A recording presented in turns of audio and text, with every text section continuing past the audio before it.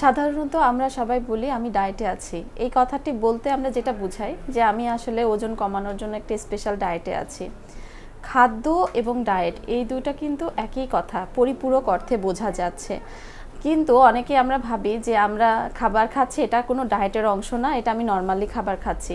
তবে খাবার যে নর্মালি আমরা খাচ্ছি সেটা হচ্ছে একটা আনহেলদি স্টাইলে যদি খাই সেটা অস্বাস্থ্যকর খাবার, যদি হেলদি স্টাইলে খাই তাহলে সেটাকে আমরা বলতে পারি ডায়েট। তবে আমরা বিভিন্ন পার্সপেক্টে বিভিন্ন ক্ষেত্রে আমরা এই ডায়েট কথাটা ইউজ করে থাকি। যেমন আমরা বলি ডায়াবেটিক ডায়েট, যেমন আপনি যদি ডায়াবেটিসে আক্রান্ত হন তাহলে তার জন্য যে আমরা স্পেসিফিক্যালি আপনার জন্য যে ডায়েটটা তৈরি করে থাকি সেটাকে আমরা ডায়াবেটিক ডায়েট বলি। কেউ যদি প্রেশারে আক্রান্ত থাকেন তাহলে তার প্রেশার কমানোর জন্য আমরা ড্যাশ ডায়েট বলে একটা ডায়েট দিয়ে থাকি, সেটাকে আমরা ড্যাশ ডায়েট বলি।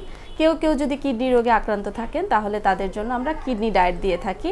তো এইসব রোগের বিশেষত্বের কারণে তার জন্য যে স্পেসিফিকভাবে আমরা যে খাবার প্ল্যানটা তৈরি করি সেটাকে আমরা আসলে স্পেসিফিক ডায়েট প্ল্যান বলি।